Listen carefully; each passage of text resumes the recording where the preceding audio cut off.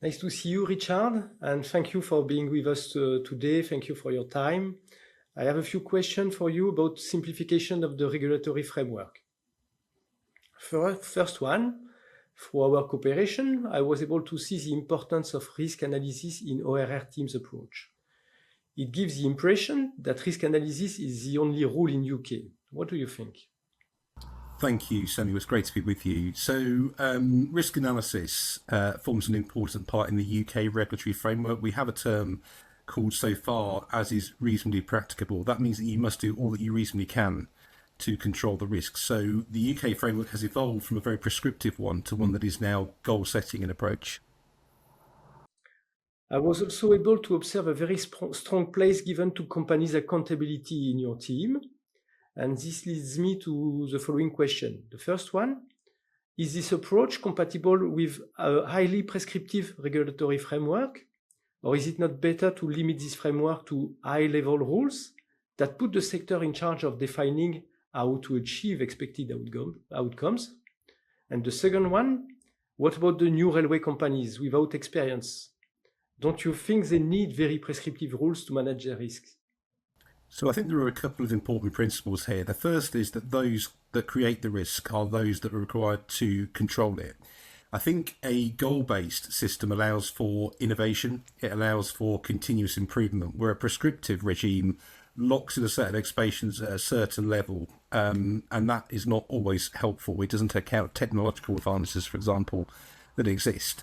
I think the same expectations apply for new companies as they do for existing ones, but of course they need support and help in meeting those standards. That's where published guidance, where standards are really helpful to enable the company to understand what's required of them.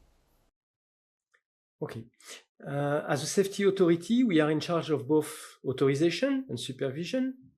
In your opinion, what is the right balance between authorization and supervision? How far can we trust companies prior, even if it means being much more demanding at the level of supervision? So we adopt a blended approach. We do have an upfront assessment which assesses their capability of their safety management system to deliver a safe operation, but we do also test elements of that to make sure that the deliverables on the ground meet the expectations that have been set in the safety management system. And I think that checking, that inspection activity is really important to make sure the company do have the arrangements in place that they say they have. And we do have examples where we found gaps in that respect. Finally, Richard, you have been able to observe for several years Epsf approaches toward the European and national regulatory framework. What would you say is the difference in the way of doing things?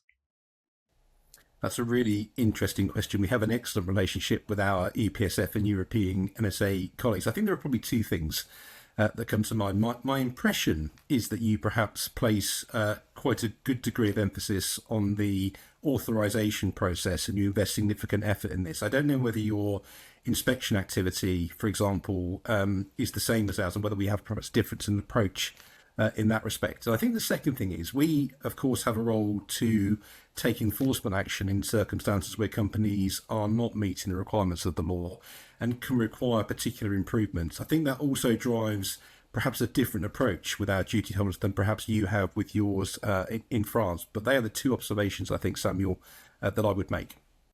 Thank you. Thank you very much, Richard, for this valuable contribution to our conference. This is much appreciated. And see you soon in London, Paris, or Amiens. Thank you so much, Samuel. See you soon. Thanks.